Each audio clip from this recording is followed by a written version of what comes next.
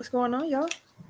We are here, another episode of Overtime presented to you by TECK Foul. This week, we got another TECK Foul Cinema episode for you. We are going to be discussing the brand new Disney film Rise, which is all about the Giannis Antetokounmpo family. Um, we had a little conversation about it on Tuesday during our weekly show about who is the real main character of this movie. So I'm looking forward to talking with Eric about that a little bit more, but we won't waste too much more time. Let's just get this episode started.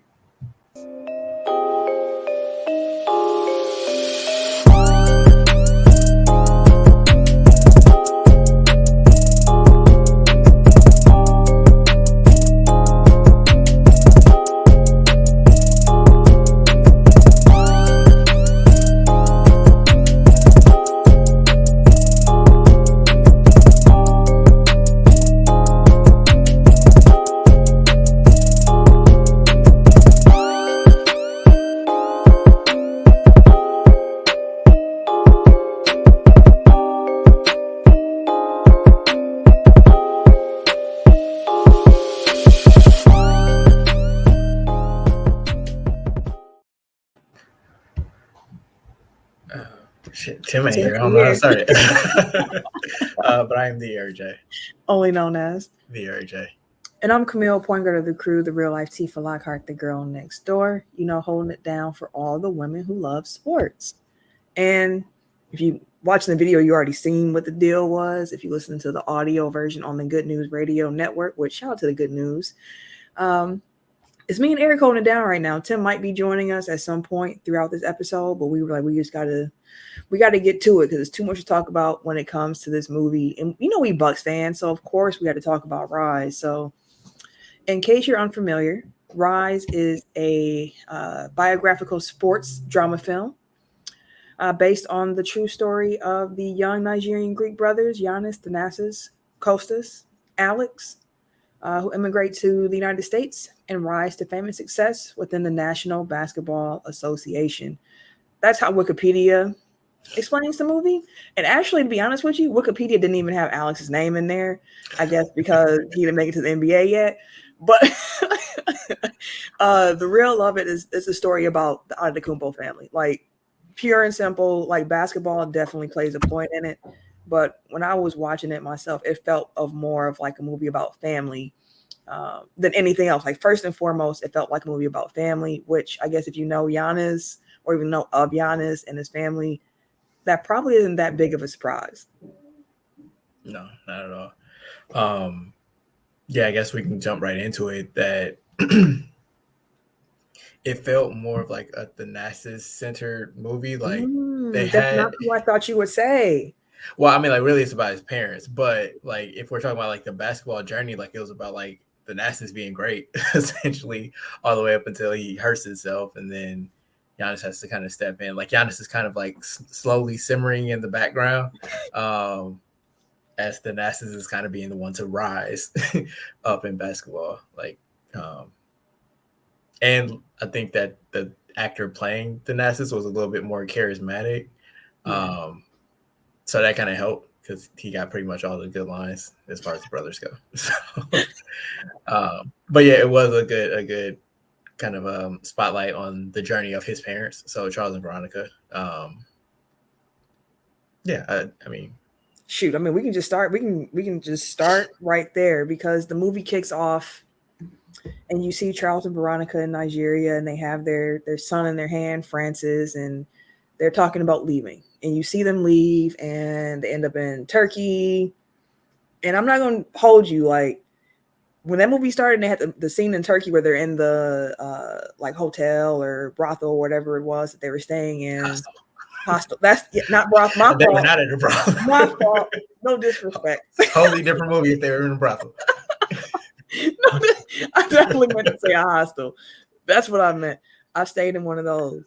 And like that family, probably have never stayed in a brothel. So anyways, they're in there and it's so cute. And it's like, oh, they love each other so much as they're on this journey. And the next thing you know, it's the immigration police and they breaking everything up. They are snatching families apart. They don't have any concern about how they're treating these people. And I know how the story ends, and I was still sitting there like, oh my God. Like I was not expecting the action sequence in this movie. either jumping out the window and Right. hiding in the bathroom. I'm like, y'all got my heart pumping now. I did not expect the movie to start this way, but it was, I think, very important to do because as somebody who knows this story, I think, and I understood that Veronica and Charles had it difficult. Like in my head, I know it's difficult, but to see even that little snapshot of what the journey was like to get from Nigeria to Greece, it was just really jarring where you're like, man, like that's a whole different level of stress. Like they had to really make a way out of nothing with a lot of people after them. So it was crazy to see that. And like you said, we had an action scene to start the movie off. And my first thought, like I turned to my husband on the couch and I was like, I can understand why they felt this journey was going to be too dangerous for a baby. Like I can't imagine being in that situation with a newborn child. No, I don't even want to go on like a trip to Chicago from Milwaukee with the toddler, let alone a newborn. So yes, I definitely understand. And talking about the focus of the movie, how you felt it was Thanasis, it was interesting. I liked the way that they focused on Francis. He wasn't like the main focus, but he was definitely a focus of this movie in a way that I felt was really nice to see because when everybody talks about the Kumbo brothers, like Francis is never brought up. And it's in part because he didn't make the trip to Greece with them. Like he stayed behind in Nigeria. So his name isn't brought up as often. Like even when we found out he had another, was they have another brother? It was how many brothers did he got? And to see how he was able to still be a crucial part of the movie with the distance, to be able to see how much it weighed on Veronica and Charles to not have him there with him, to see her emotions when they're video chatting. He's like, she crying already, man. We just started this phone call. Like it brought that element into it. And even Giannis, the scene where he's asking his mom in the kitchen, like, why didn't y'all bring Francis along? Like, why is he not with us? Like it was touching. And I really, I love that, especially being a woman myself who grew up with like, you know, a family with my mom, a family with my dad, to be able to see a moment where it's like the rest of the family acknowledged the other sibling who wasn't there. I was like, dang, like I feel that, like that's real. That's real. But what did you think of like how they used Francis in this movie? I think that it was good, like starting it off, and like honestly, I hadn't made the connection, so I'm gonna kind of shout out to Tim, but I'm gonna timid for a bit. I'm gonna just like I'm gonna work it out as I say it. But I didn't really recognize like the through line throughout the movie. Like I recognized it, but like starting it off with Francis essentially at the beginning, and like kind of going back to it periodically. One, so that you don't forget about him, and to show that they didn't forget about him. Yep. And that it like even when family is separated, like they're still together. Because that was a big thing. Like when Giannis was offered like the team in Greece, I mean not team in Greece, team in Spain. He's like, we all got to go, and like I wonder if that initial trauma of separation is kind of what bonded them together and made it. It's like, yo, we gotta stick together. So yeah, interesting. Yeah, for you using that as like your Tim explanation, you got there pretty quick. Normally, Tim, give us some more. But one more Francis point. It was towards the beginning of the movie. It was like a cutscene, and I heard Philly, and I was like, oh, they got his music in the movie too. Yeah, every time, because I think he had like 2 or 3 songs in it. So every time it came on, I'm like, hey, that's another one of the Giannis Brothers songs. So it was funny from our TECK Foul Instagram account. He tweeted about the movie or made a post about the movie, and I commented from our page like, yo, it was fire. We heard the track in there too, and you know that was fire. And he liked the comment up, and I was like, don't forget about us, man. Right. We trying to get into that. We trying to have that Milwaukee album launch party. We still want to host that, Philly. We are here. Like we understand that you got other Milwaukee ties, but like this is the #1 Philly sports podcast. Facts. Probably the #1 Philly podcast in Milwaukee. Period. We've been waiting on this album. Like, hey, I'm just say it again. We got you. We got you. We can be great hosts. I don't know what to tell y'all. But Yeah, I got really excited when I heard his movie, and I loved how they integrated him into it. To your point, to say like family's always together, even if they're not together. And I when didn't realize. Oh, sorry. Go ahead. oh no, go ahead. I was gonna say I didn't realize until like they did like the where are they now at the end of the movie that they were separated for 25 years. Like it makes sense because like they didn't have passports Right. for what Giannis was 18, so Thanasis was probably like 19, 20. So yeah, they didn't have passports for 2 decades. So like how could they? But it's just like damn, like they really that wasn't the plan when they left, I'm sure. They Um, definitely thought it was gonna be quicker than that.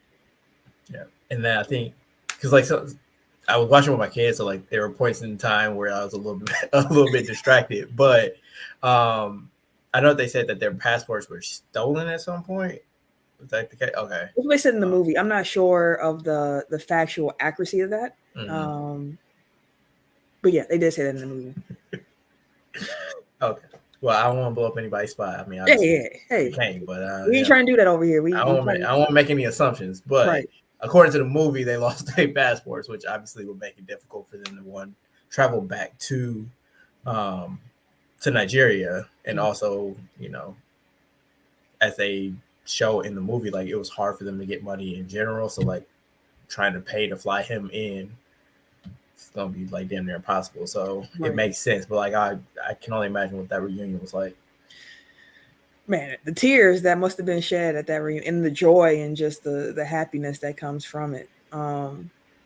When you said that you felt the Nassus was the main character, I thought that you were going to say Charles Kumbo because I felt like a lot of the movie uh, was about him. Like it, and that could have also been by design too, because we know how this family feels about Charles Kumbo. At the end of the movie, we saw they started the Charles Kumbo Family Foundation, like to work in Nigeria and in Greece around issues that's important to the family.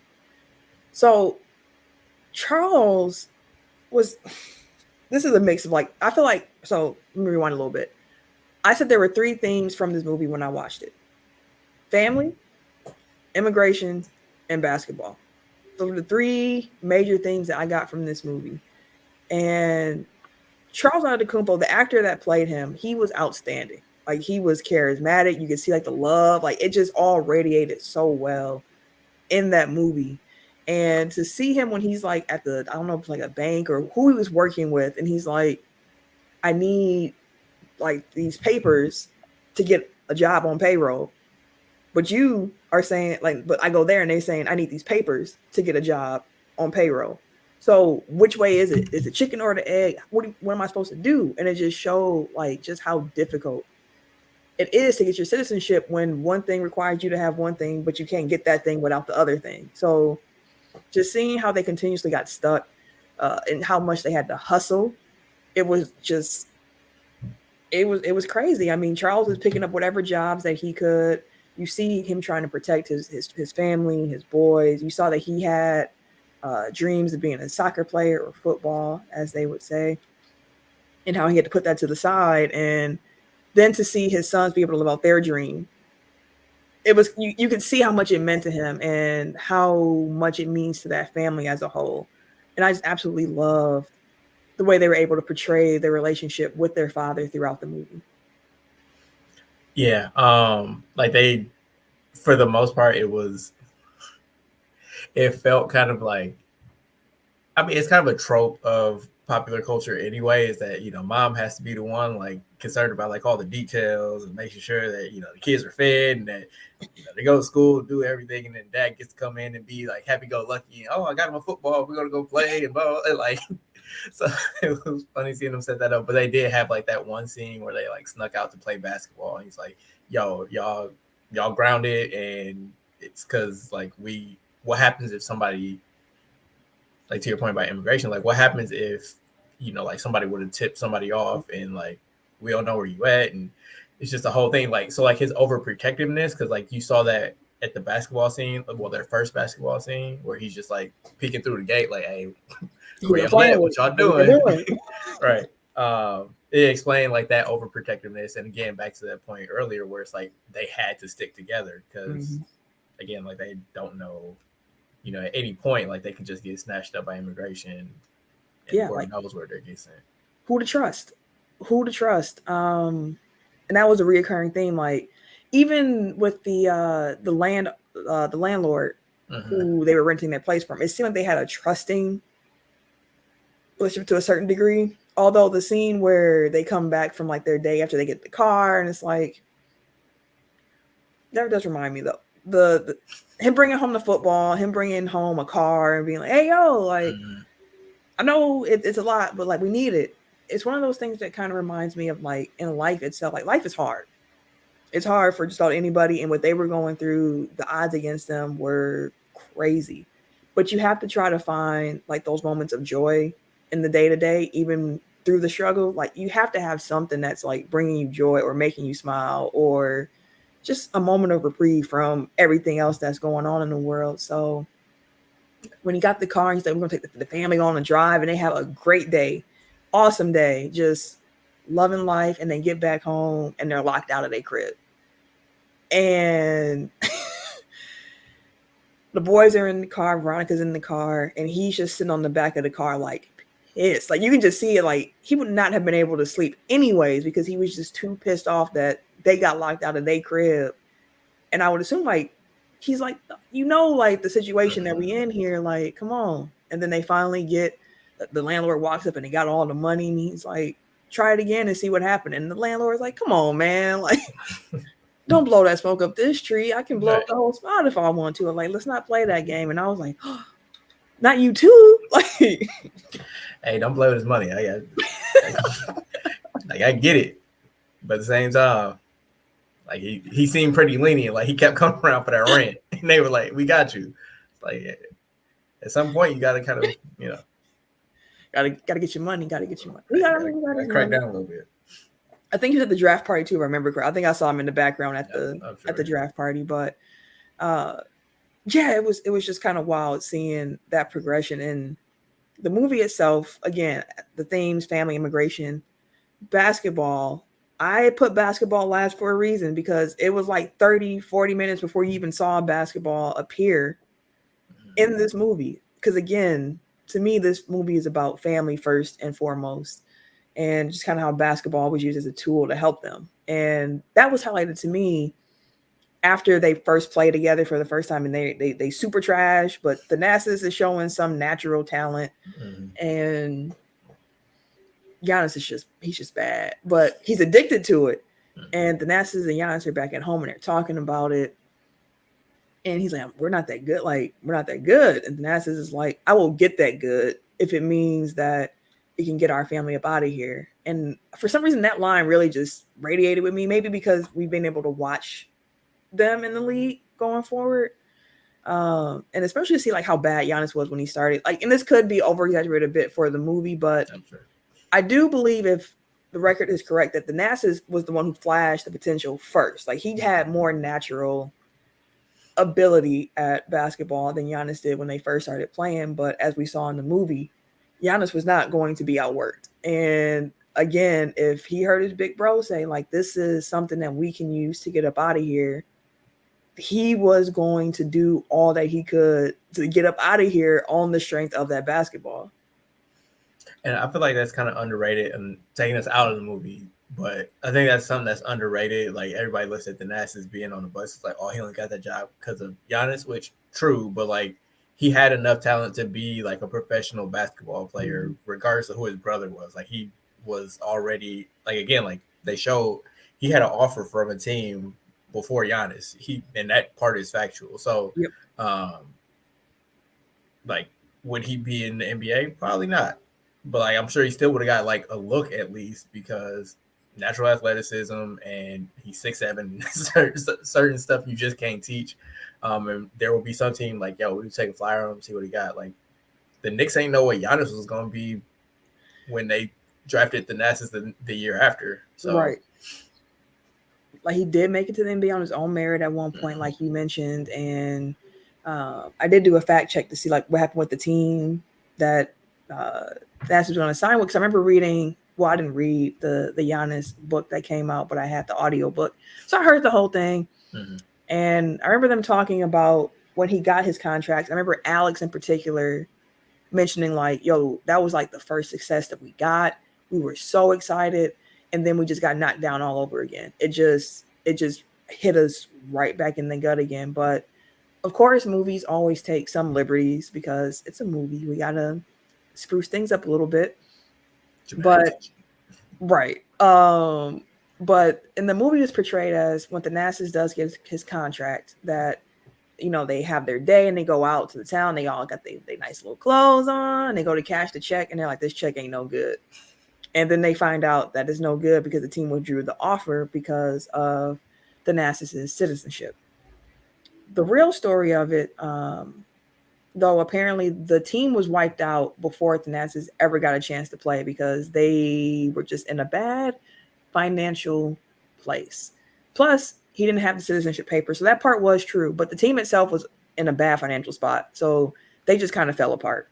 And on top of that, he did not have his citizenship paper, so he was actually going to be ineligible to play in like any event. So they just took out the team folding part and highlighted the fact that again, them not having their papers, although he was born in Greece, only knew Greece, uh, he wouldn't be able to play. And that's heartbreaking. Yeah, 100%.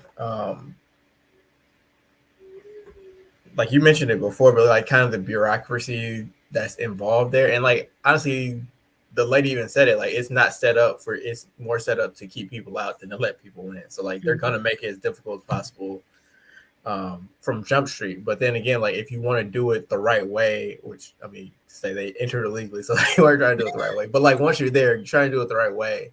Like there really isn't an avenue to do that. It just it's fortunate for them that they have these super talented kids that wound up being able to get them out. But hopefully, this story kind of humanizes the immigration debate, Right. which really shouldn't be a debate, but like it is. Not just in Greece, but here, hopefully, where like these people aren't coming here to, take your jobs or to, be criminals or whatever it is that you think, like whatever bigoted reason people think, like they're really just trying to make a life for themselves and their kids, and they feel like they have more opportunity in other countries sometimes. For sure. For sure. We're coming up on our commercial break in about a little bit under 5 minutes. So, just a quick question before we go into the break and come back. Where when we come back, I do want to talk about fact versus fiction in the movie, in addition to how you felt about the movie going into it. Did you learn anything from it? Again, being Bucks fans who know the story pretty well, and then of course talking about ratings and all that good stuff. But you mentioned that you watched it with your children. This is a Disney film. Yes, it is. I mean, remember the Titans was a Disney film too. I literally have that written down as a note. Like I have a As a point comment about. I have a connection. I ain't Okay, gonna do that okay. yet. But how did your kids enjoy the movie? Did they get through with it? Were they interested in it enough to like sit down and watch? My daughter kept asking, how much longer is this movie? I'm like, so I had to pause. I'm like, oh, we got about an hour. I'm like, hey, you don't have to watch it if you don't want to. It's like, no. I'll watch it, I guess. Like I started it. It didn't grab her, but yeah. I feel her. The movie was almost 2 hours long.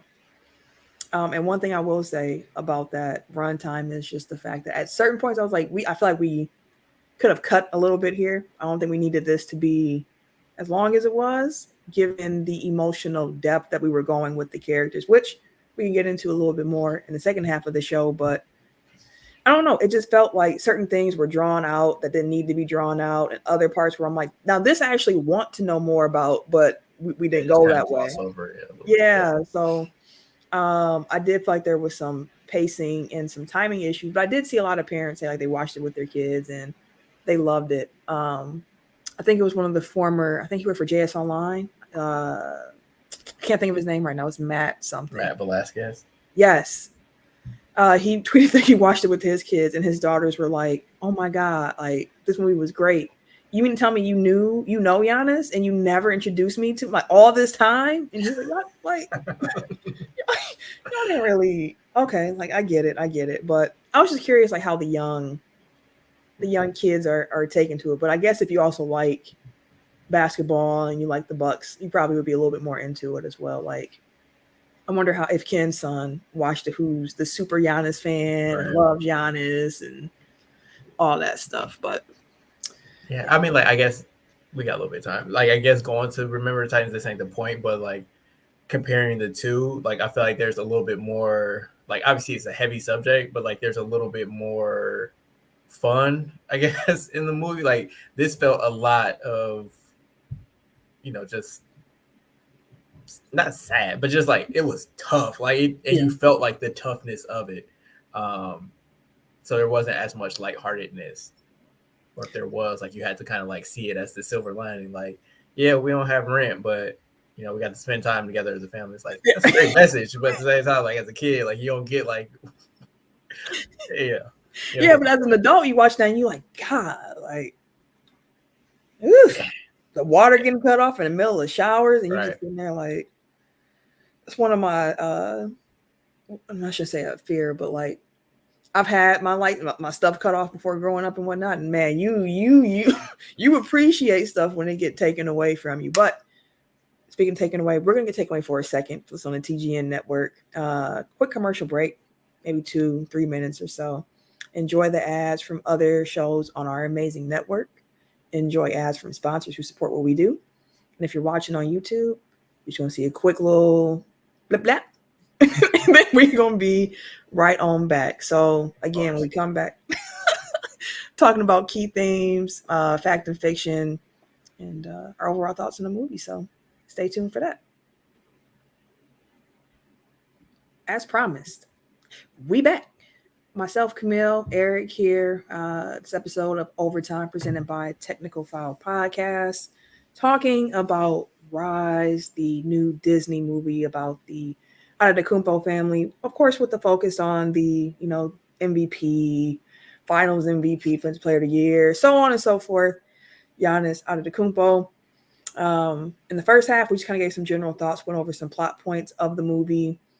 And I mentioned what my little key themes were, and we had just some general conversation. In this part of the show, we're going to talk about fact and fiction, and also how watching this movie as Bucks fans went for us, given the fact that we know a lot of the story already. So, our good friend at the Milwaukee Journal Sentinel, let's see who, J.R. Radcliffe, he put together a nice little article, some takeaways and things to know about the movie Rise. And I want to go to the basketball part for a second here, because we spent a lot of the first half talking about family, immigration, other aspects of it, and not so much the basketball part of this movie, which some people might have come in, but hey, it's gonna be another basketball movie, but not all the way there, not quite.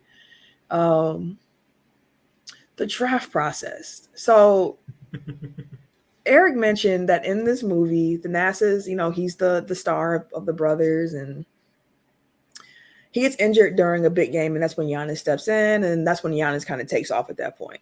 In the movie, that's what happens. You see them sharing the same pair of shoes, which is true. That is, they definitely shared the same pair of shoes, although I did wonder why they chose Forces instead of the Kobe's that they really were, but I was like, maybe, I don't know. I don't think you got to get shoe clearances or nothing like that. Well, I know that when they were filming it, most likely that was probably during that time where like Vanessa Bryant wasn't working with Nike, so maybe I think might have been why. It could have been, and we know that Air Forces are plentiful, so that makes some sense. But yeah, in the movie, you see that he gets injured, Giannis takes over, and then Giannis thrived in it. So with the NASA's being injured, he's unable to participate in the FIBA regional tryout for the Scouts. And Giannis goes, Charles really can't watch it. He goes outside, and Vanessa comes out like, yo, he killed it. Like, he did his thing. And then it just goes really quick through the draft. Like, they have, like, just kind of teams talking to his agent. Although this agent doesn't really exist in real life, he's probably, like, a mixture of the two guys who kind of help Giannis find his current agent. So maybe he's a mix of three people. And it kind of just flashes through. And the first time you see Milwaukee Bucks GM John Hammond, oh, look, Tim's joining us, folks. He's in the car, so I don't know how. I don't All know how right. his quality about to be. Hey, listen. I'm gonna make my point first, and then I'm gonna bring Tim in. Uh, so the first time you see John Hammond, it's again when the agent is really trying to pitch, Giannis to these teams, and that is just not how it went. Like at that point, there were scouts flying out to Greece. John Hammond General was one of managers. them. Yeah, general managers, and the Hawks were in love with Giannis. Like had the Bucks not drafted him, the Hawks definitely would have. And Like the Hawks were doing like clandestine visits. Like they didn't want anybody to know that they were on Giannis. They were trying their hardest to trade up to get Giannis. I also saw that Masai Ujiri was like trying to trade up to get Giannis too for Toronto. yep, But like yeah, teams were like actually going hard after him. Like it wasn't just that, you know, oh, like we got to figure out a place to get Giannis because like they got to bring him over and his family needs this and blah blah blah. Which there actually is an interesting story about like what the Bucks and Herb Cole and all like the organization did to get the rest of the family over. But like no, there wasn't that type of tension in the draft. Like they knew that he was getting picked somewhere in the middle of the first round. They knew that they would be able to get him brought over immediately because these teams were so after him. And it isn't just like he showed out at one tournament in right. Europe and then it's like, oh, maybe I can get you into the draft. Like no, like that was a whole process for at least like 6 months leading up to the draft where they're like, we've seen footage of this skinny kid in Greece that's playing like, YMCA rec league, but like he's long as hell and can move like a point guard, and like people were like really after him. So again, liberties taken for dramatic license, but don't get it twisted. Like they knew what they had, to be honest. And also, you don't go to the draft and then just like interview with teams like Yeah, that ain't that's how not. it goes. I will say it's funny, like the guy they got to play John Hammond, like that was That was some great spot casting on. right there. That was great casting. That looked just like John Hammond. That man came. I was like, he had the mannerisms. I said, boy, The voice a little bit, like right. All the scouting footage was done by Nokia flip phones. Ain't nobody had no. From what I remember in real life, ain't nobody really have any footage on him like that. Like, yeah, scouts was going out to fly and see him, but ain't nobody really brought nothing back to really see him like that. Like, and the stuff that we did was all grainy and standard definition. That's why the scouts had to go out there like to see him because the footage just wasn't enough. Like I remember when the Bucks drafted Giannis, and I'm like googling tape, and I'm like, this is what am I watching? Like what is this? I'm like, I hope he good. We don't know. Yeah, I don't know. He's like a good kid. Nobody know nothing about him. I'm gonna cheer for him. But yeah, that was quite unrealistic. And again, I mentioned in the first half of the show, like this is at the point in the movie where things started going quick. And that's when I was like, you know what? This is clearly a movie about family. This is not a movie about Giannis's NBA career, because if it was, this would have been pulled out a little bit more. We would have spent more time here. We wouldn't have got speed dating with NBA GMs. It would have been more true to the process. And one fun fact about the process, which Eric was mentioning, was how in love the Hawks were with him. Like they flew Giannis and the Nasses to Atlanta under fake names. They had him in the facility. They had him geared out and all the Hawk stuff. And they're like, yo, we got you. Like, yes, you are talented. We cannot wait to draft you. And they like after the visit or whatever, because they had told him like you gotta be secretive, you can't tell nobody you here, like it's important that you just like nobody can know that you're here. So like afterwards they're just like walking around downtown Atlanta, like it I don't know if they had Hawks gear on, but it's 2 6'7", 6'8", 6'9" black kids. It's like anybody could spot you, like and like they had to like rush and get them into a car, like dunk them down and do all the, like the Secret Service shit because they did not want to get scooped. No, they didn't want nobody to realize how much they were into Giannis, but didn't really matter because the Bucks were there at 15 and they liked him too. Yeah. So and our lives changed forever. Yes, they did. Mattered, bro.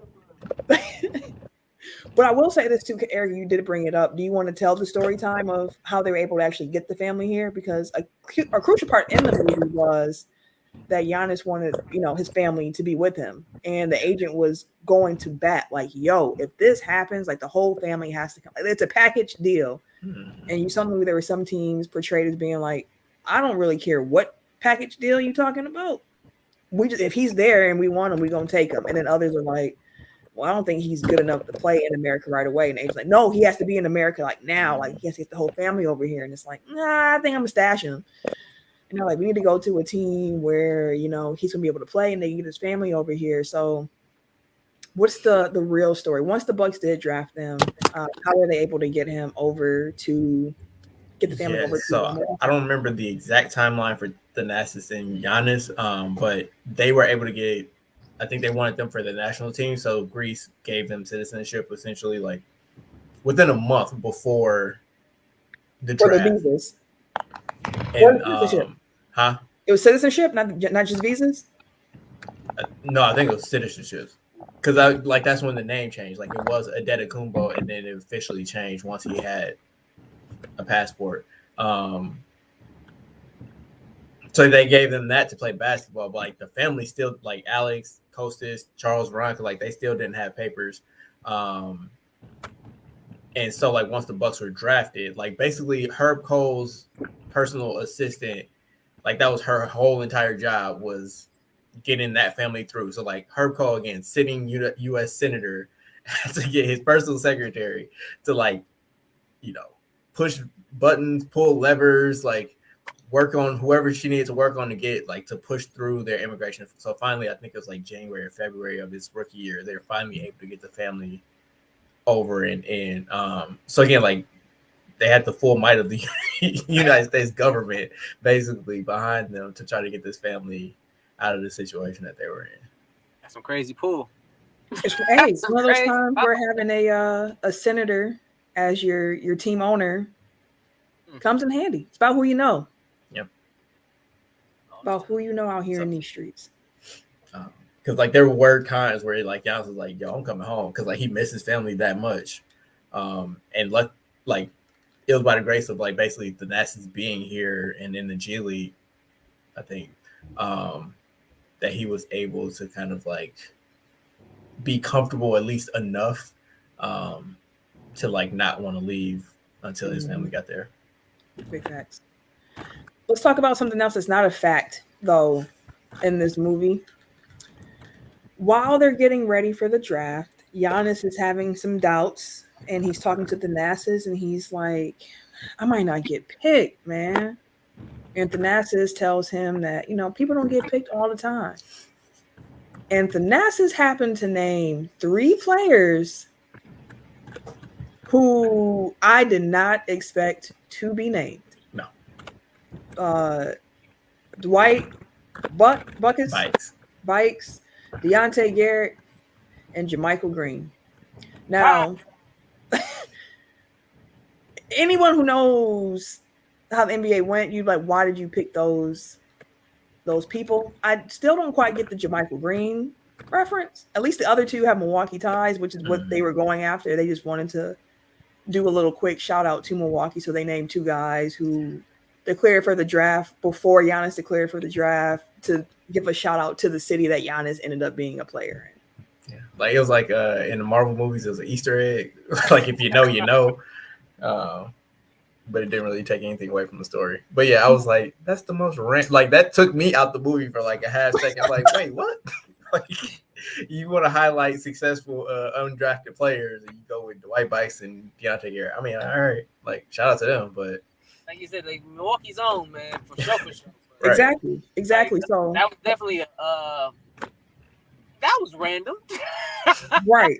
But again, like Eric was saying, like if you know, you're like everybody here from like, oh, why do you use the Milwaukee dude names? But the screenwriter actually found a quote.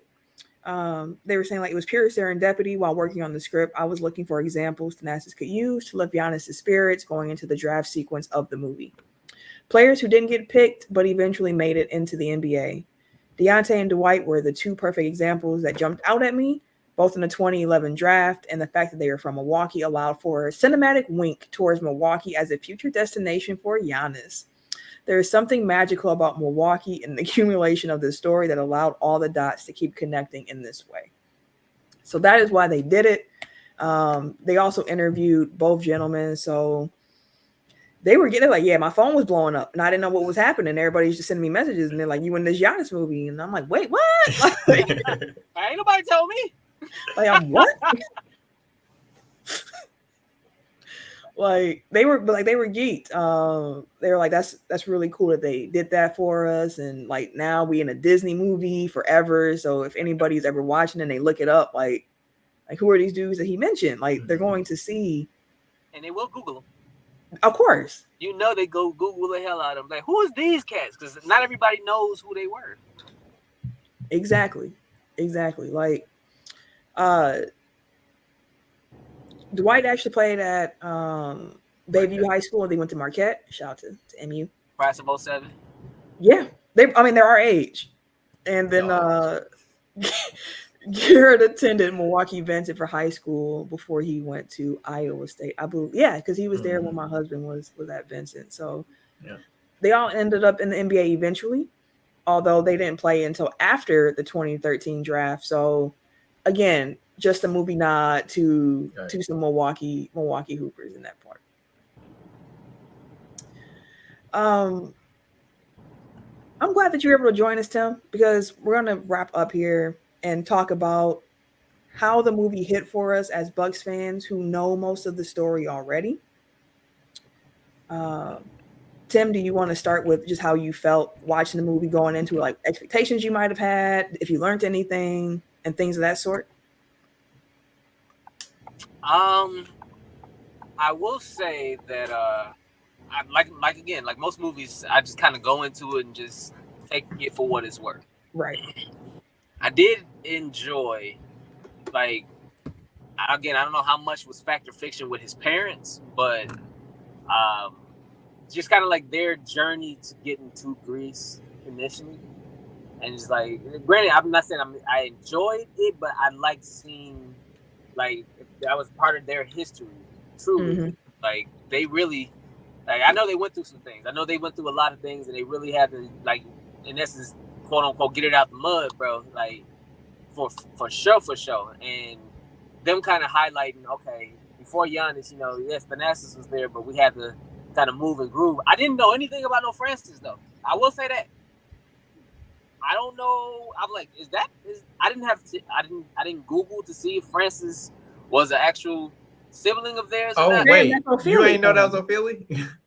No. Oh, that's Ophelia? Oh shit!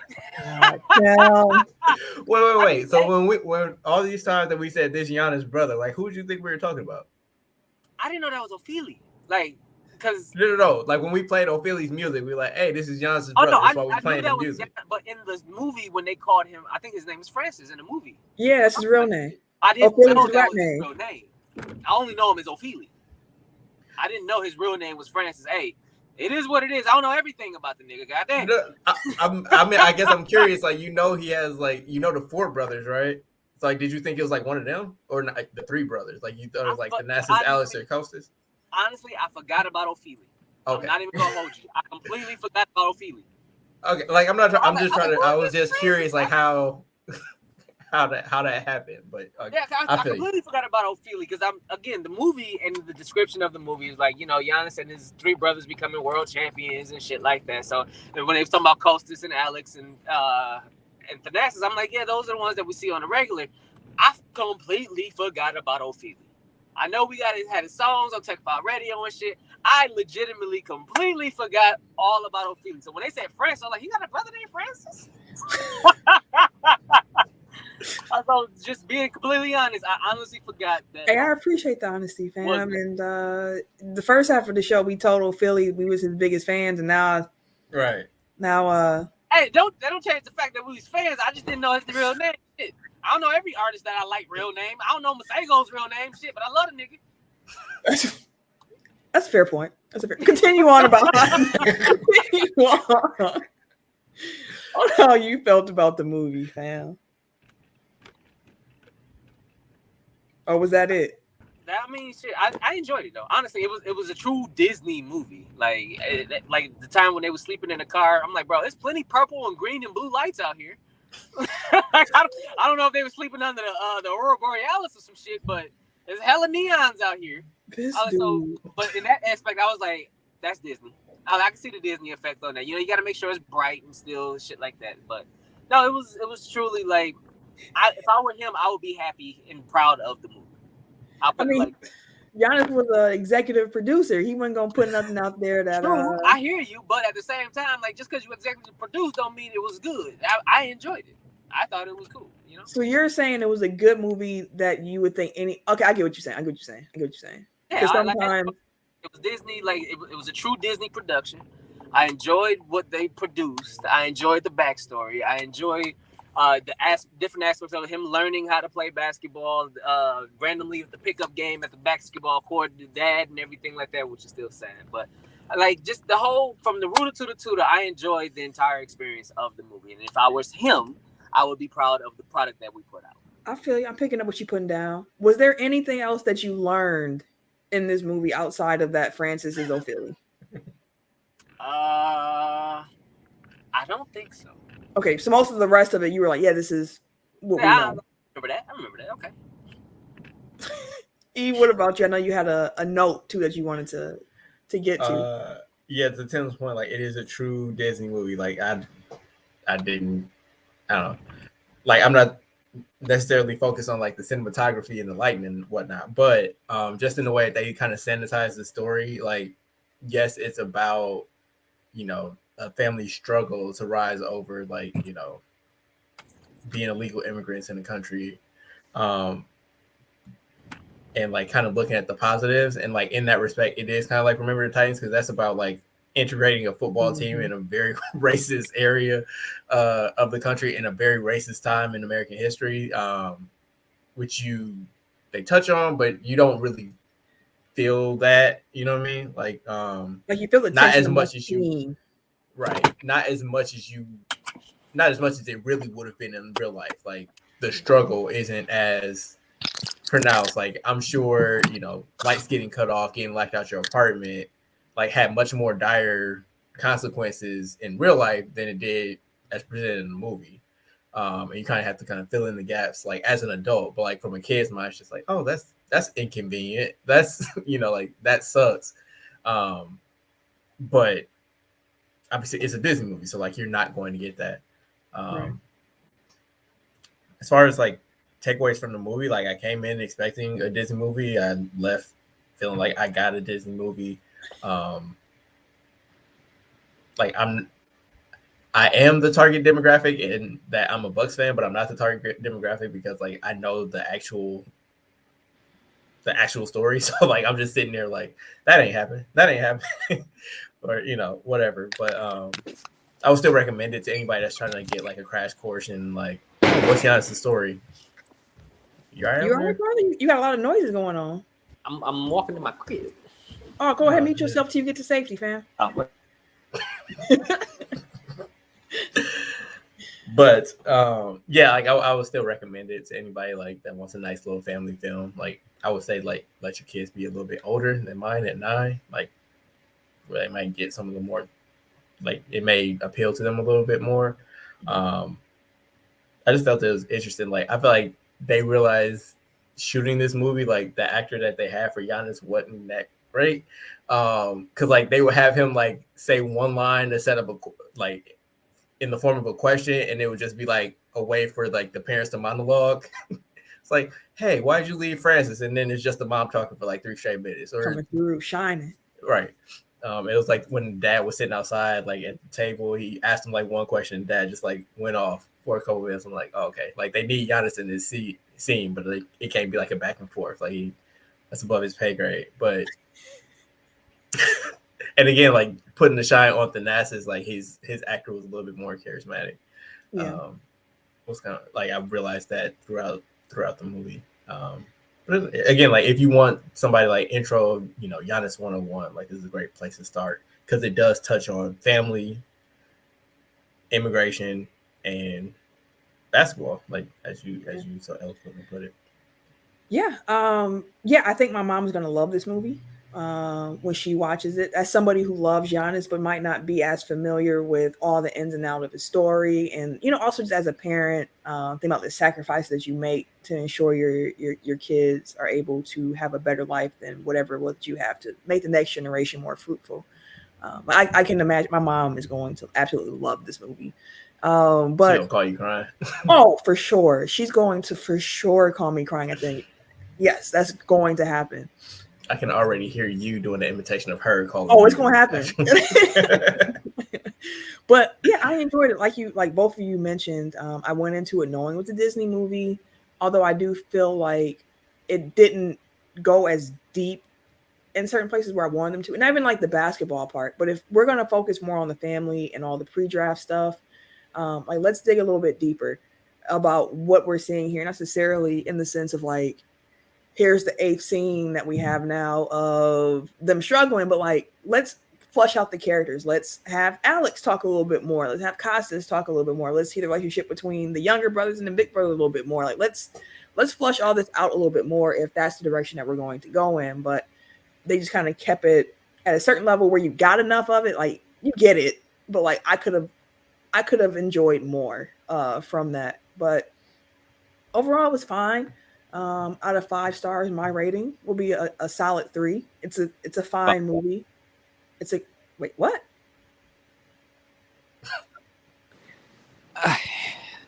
You What do give you it a think? 3? Yeah,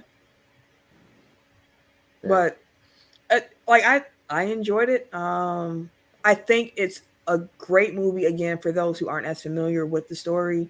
I would recommend anybody who wants like a more in-depth dive to get the book. I feel like the Mm-hmm. book was what I was looking for as a fan of Giannis and the Bucks.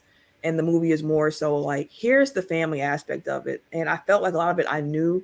Seeing it on the big screen was, of course, special in a different way where it's like, man, like Veronica and Charles really had to go through it to get them to be in a position where they were successful, but they were able to do it. And these young men had to put in a lot of work and they did it. I get why basketball is life for this family.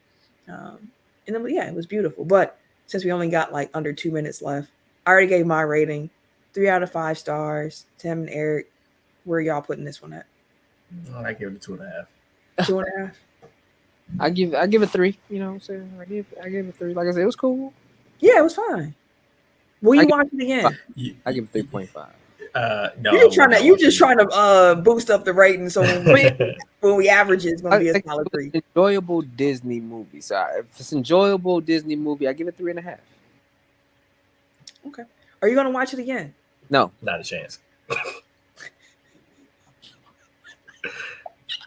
I watched it with I was watching it with my daughter, and she had already seen it before I seen it. So I was calling myself trying to watch it with her. I'm like, oh yeah, we're gonna check this out. I seen it already. I'm like, He what said the? you late. Yeah, right. So she actually enjoyed it a second time. So that's why like it's a legit Disney movie. How old is your daughter? 9. Oh, it's about the same age. Okay, interesting. All right. Well, Got into basketball, so she enjoyed it. okay, okay. Yeah, Well, that's the difference. yeah, to everybody who is listening to, we appreciate y'all tuning in to this episode of Overtime where we discuss Rise, another Tech File Cinema for you. Let us know how y'all felt about the movie in the comments. Out of 5 stars, what is your rating? What were your takeaways? What stood out to you? What spoke to you? We want to know. And as a reminder, of course, if you have not already, please subscribe to our YouTube page. We are on our push to 100 subscribers and we need y'all help to get there. So please subscribe. If you have not yet listened to our weekly show, episode 256, please go and do that. And of course, we're going to wish you well. Have a safe holiday weekend. Nothing but the best. Be safe, y'all. And if you want to follow me on social media, you can catch me Wait a minute. on Twitter and Instagram at Camille Monet, CAMILLEMONAE, because Your mom is fancy. thank you, Fake Ken. At your world champion 2021 Milwaukee Bucks burner on Twitter. That's all you get. Yep. Mm-hmm. What was it K Harris 216 On Twitter and Snapchat. and then Everyday Gentleman. Everyday underscore gentleman. Everyday underscore gentleman on the Instagram. Mm-hmm. And it's your boy TIMKINZ, the number 3. You see the name in the corner. Check me out. aka Ass Ketchum, aka Mr. Give It To Me. You ain't get that in the beginning and shit like that, but give it to me. There we go. That was good. Had to give it to them twice because they didn't get it the first time. Hell yeah. I feel it. Bye, y'all.